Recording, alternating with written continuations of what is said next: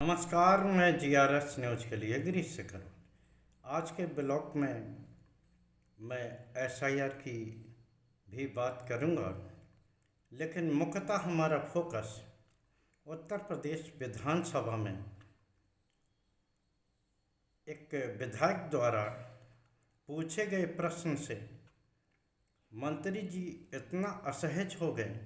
कि उन्होंने किस तरह का जवाब दिया, इस बात को लेकर भी हम आपसे चर्चा करेंगे।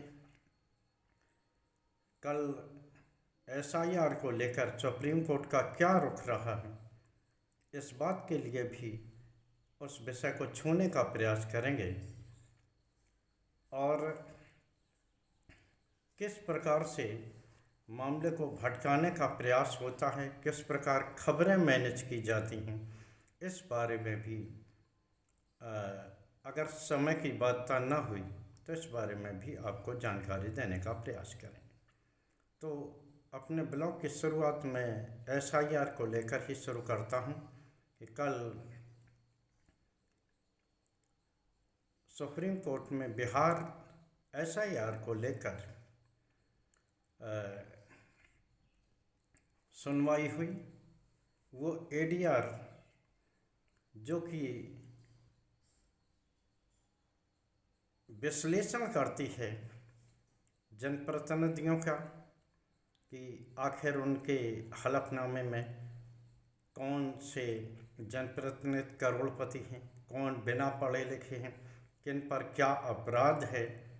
और लोकतंत्र के जो चुनाव होता है उसकी जानकारी के लिए एडीआर काफ़ी दिन से प्रयास कर, लेकिन एडीआर ने चूँकि बिहार एसआईआर को लेकर एक याचिका डाली, उस याचिका से निर्वाचन आयोग कितना परेशान है वो इस बारे में आप जान सकते हैं कि उन्होंने कहा कि एडीआर खुद में प्रभावित पक्ष नहीं है, इसलिए वो तो दिल्ली में बैठी है। यानी कि अगर कोई सामाजिक संस्था जिसका कि पंजीकरण या जिसका हेड ऑफिस देश के अन्य भागों में होगा, तो क्या वो देश के सुदूर क्षेत्रों की चर्चा नहीं कर पाए। खैर, इस बात को न तो माननीय न्यायालय ने महत्व दिया, उन्होंने सिद्ध जो राजीव द्विवेदी निर्वाचन आयोग के वकील थे उनसे कहा कि आप मुद्दे पर आधारित चर्चा करें। हालांकि बिहार से ही 17 ऐसे लोगों को सुप्रीम कोर्ट में पेश किया गया। दो तो हमारे योगेंद्र यादव जी जो सामाजिक कार्यकर्ता हैं, उन्होंने 2 ऐसे लोगों को जिन्हें कि निर्वाचन आयोग ने मृतकों की श्रेणी में डाल दिया था, जिंदा पेश कर दिया। इसको लेकर निर्वाचन आयोग के वकील ने जब ये कहा कि क्या नाटक है, तो सुप्रीम कोर्ट ने इसमें भी कहा कि ये तो गर्व की बात होना चाहिए कि साधारण से साधारण लोग हमारे सुनवाई के बीच में आते हैं। लिहाजा कल हालांकि कोई न्यायालय ने ऐसा निर्देश नहीं दिया, लेकिन जिस प्रकार उसका रुख रहा वो ये दर्शाने को काफ़ी है कि निर्वाचन आयोग जिस प्रकार से उनके वकील की भाषा झुझलाहट भरी हो रही है, वो ये दर्शाने को काफ़ी है कि निश्चित तौर पर सुप्रीम कोर्ट बिहार एसआईआर के मुद्दे पर कुछ न कुछ सकारात्मक रुख जरूर अपनाएगा। देखना ये है कि केवल ये एसआईआर का मुद्दा केवल टिप्पणियों में, जैसे कि चंदा दो धंधा दो जैसे चुनावी बॉन्ड को लेकर माननीय सीजीआई ने कहा था, अगर सुप्रीम कोर्ट एसआईआर मुद्दे को भी इसी तरह कहेगा तो मेरे ख्याल से ये लोकतंत्र की हनन का और सुप्रीम कोर्ट की प्रतिष्ठा का सबसे खराब दिन होगा। न तो मैं यहाँ माननीय न्यायालय के विवेक या माननीय न्यायाधीशों के विवेक पर प्रश्न उठा रहा हूँ, लेकिन चूँक आम जनता ही नहीं देश और विदेश तक ये देख रहा है कि आखिर निर्वाचन आयोग, जो कि एक तरह से दिनों दिन सत्ताधारी दल का एक,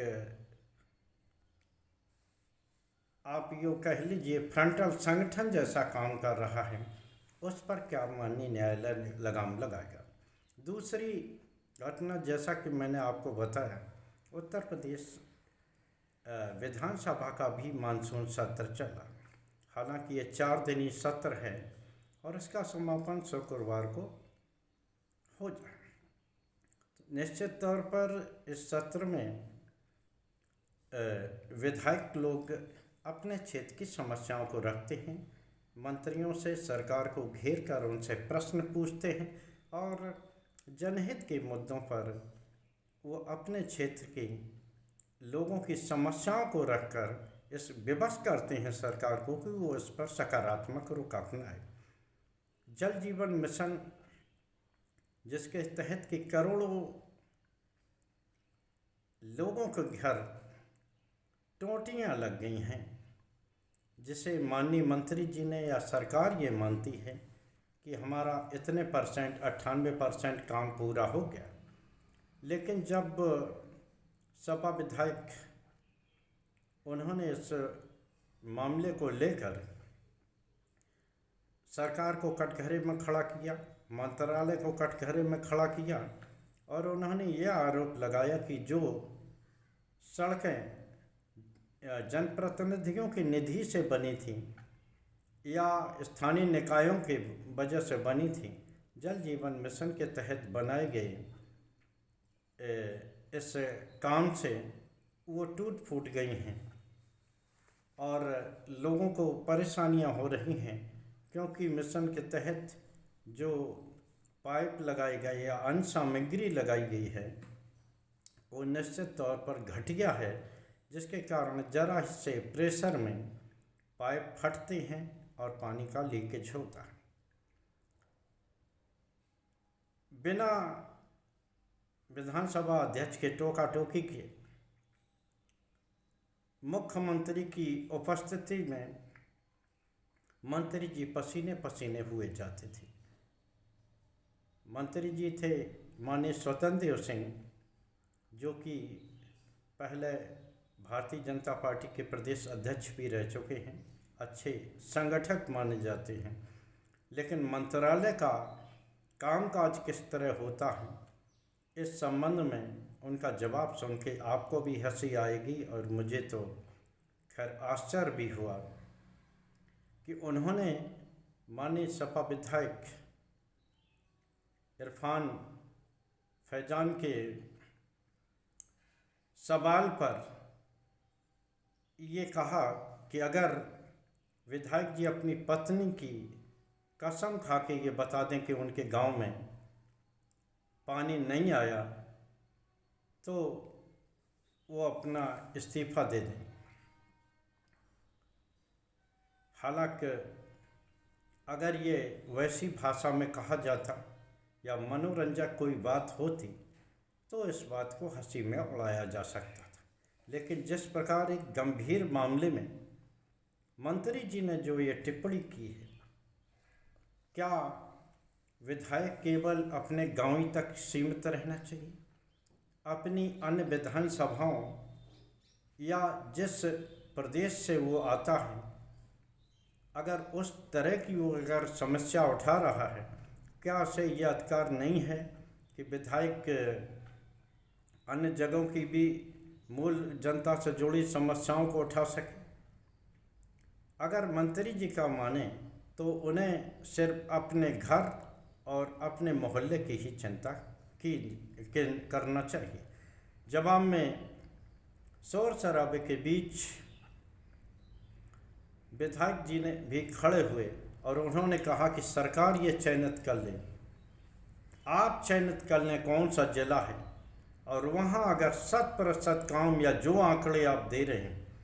ऐसा इतना काम अगर हो चुका हो, सड़कें जो टूटी हुई बन चुकी हों तो वो अपना पद छोड़ देंगे। इस प्रकार इस तनातनी के बीच विधानसभा अध्यक्ष बीच में आए और उन्होंने मंत्री जी से कहा कि आप इस बारे में दिखवाएं और मामले की जांच जरूर कराएं, फिर ये मामला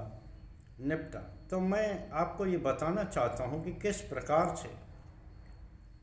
न्यायालय में फंसा हुआ निर्वाचन आयोग और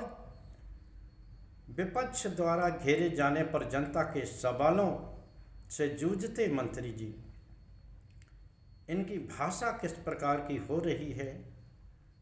आप ये जानने के लिए ये पर्याप्त है कि निश्चित तौर पर जब कोई हमारे पास जवाब नहीं होता, ये आम दिनों की भी बात है,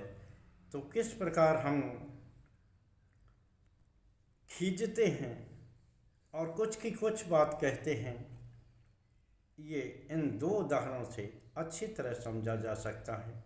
आज के ब्लॉग में बस इतना ही। जय हिंद, जय भारत। कल फिर किसी नए मुद्दे पर आपके साथ जुड़ने का प्रयास करूंगा। आपसे विनम्र निवेदन है कि हमारे इस छोटे से चैनल को सब्सक्राइब करें, शेयर करें और कमेंट करके मेरी हौसला अफजाई ज़रूर करें। जय हिंद, जय भारत।